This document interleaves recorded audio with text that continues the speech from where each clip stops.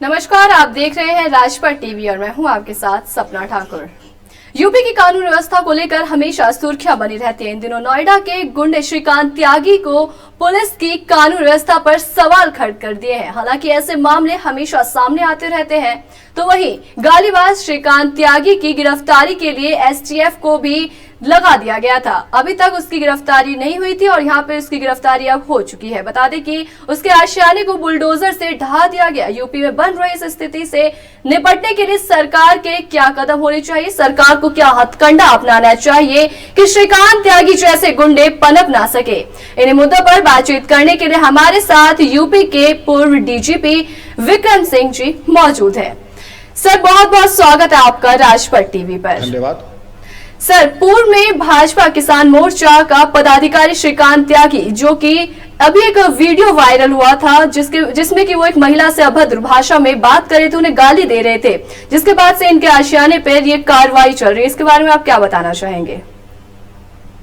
जी, मैं ये कहना चाहूंगा कि ये अत्यंत आपत्तिजनक और दुर्भाग्यपूर्ण घटना घटित हुई और राजपट चैनल को मैं मुबारकबाद देना चाहूंगा कि उन्होंने इस मुद्दे को उठाया, क्योंकि कई लोग इसके बारे में चर्चा भी नहीं करना चाहते, क्योंकि ये जो बददुआ धब्बा है उत्तर प्रदेश की कानून व्यवस्था के ऊपर कि सत्तारूढ़ दल की आड़ लेकर के वो इस तरह की गुंडागर्दी सरेआम वो भी एनसीआर में मचा रहा है जी। और आपत्तिजनक स्थिति ये है कि जिस व्यक्ति के ऊपर 9 मुकदमे हो उसको 7 सुरक्षा कर्मी सरकारी खर्चे पर उसके ऊपर कोई कार्रवाई नहीं और उसके बाद दबंगई हुई कि उसमें सबको सबक सिखा देगा। और तो और तबाही जब 24 घंटे बाद सबकी जानकारी में उसने 15 गुंडे फिर सोसाइटी में भेजे पता लगाने को किसने उसके खिलाफ शिकायत की थी, जिससे कि उनको भी वो ठिकाने लगा दे। बहरहाल अभी ये भी मुझे पता लगा है कि कदाचित उसकी और उसकी पत्नी की गिरफ्तारी हो गई है, लेकिन मैं इसको पुष्ट नहीं मानता हूं। ये तो आपका कहा पता लगा, लेकिन अभी भी पता लगा है कि शायद ऋषिकेश में उसकी अगर हो गई है तो ये भी कोई ऐसा कोई अप्रत्याशित काम नहीं है। गिरफ्तारी उसकी पहले हो जानी चाहिए थी, अब वो हुई है तो किसी ने कोई एहसान किया है, लेकिन आगे क्या कार्रवाई होगी वो परीक्षा की घड़ी है उत्तर प्रदेश शासन प्रशासन और पुलिस की। जी सर, आपसे ये भी जानना चाहेंगे कि ये जो कार्रवाई हुई है और गिरफ्तारी हुई है, ये वीडियो के वायरल होने के बाद ये एक्शन क्यों लिया गया, जबकि इतने टाइम पहले से इनके अवैध कब्जे किए जा रहे थे, अवैध कब्जे इनके द्वारा चलाए जा रहे थे। इसके बाद जब ये वीडियो एक वायरल हुआ उसके बाद इन पे ये कार्रवाई क्यों की गई है? महत्वपूर्ण सवाल।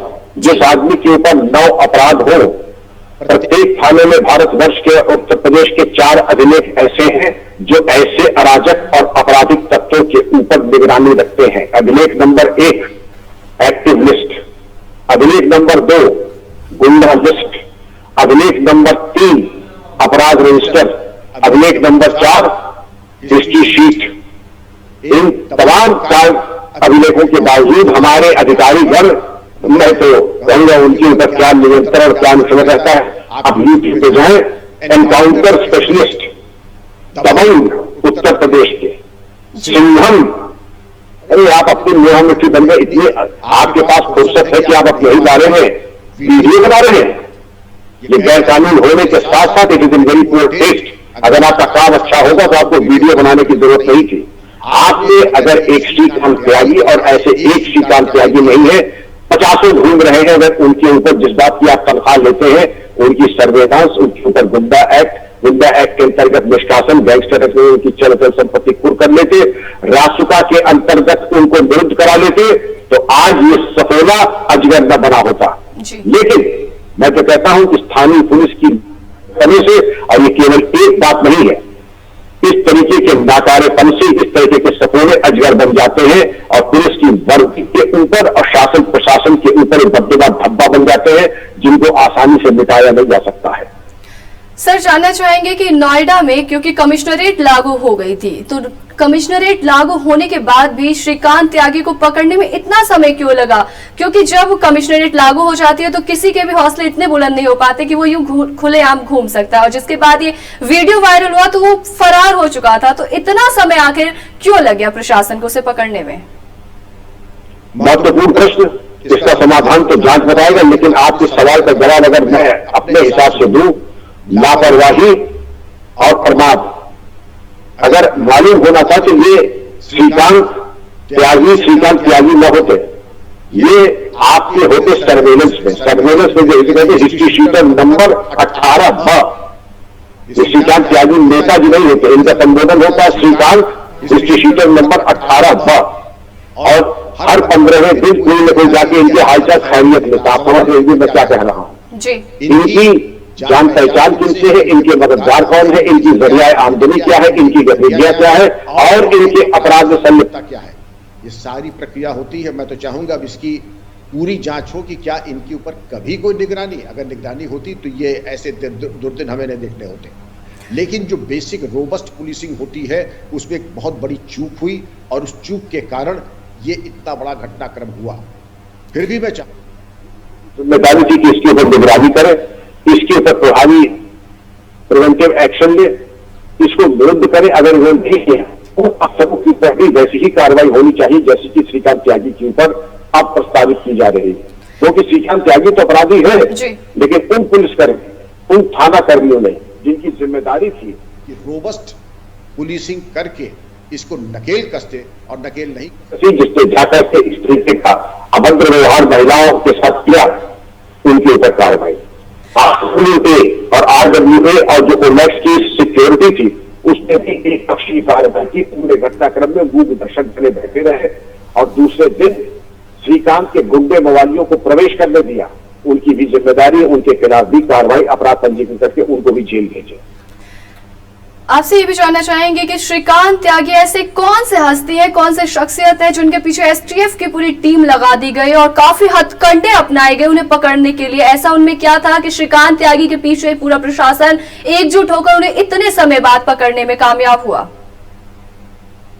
देखिए, चोर अच्छी तरीके से जानता है, खासकर श्रीकांत त्यागी अपराधी जानते हैं कि पुलिस की कारगुजारी क्या होती है, किन हथकंडों का बातें हैं। और हमारे तो पुलिस कर्मियों ने काम बाद में करते, पहले पर्चा आउट करते कि हमने ये इतने टीमें लगा दी हैं, हमने इनको लगा दिया, हमने उनको लगा दिया है और हमने ये कार्रवाई कर दी। तो जब पर्चा आउट हो जाएगा तो अब जो नकल करने वाला है उसको तो लाभ मिलेगा ही।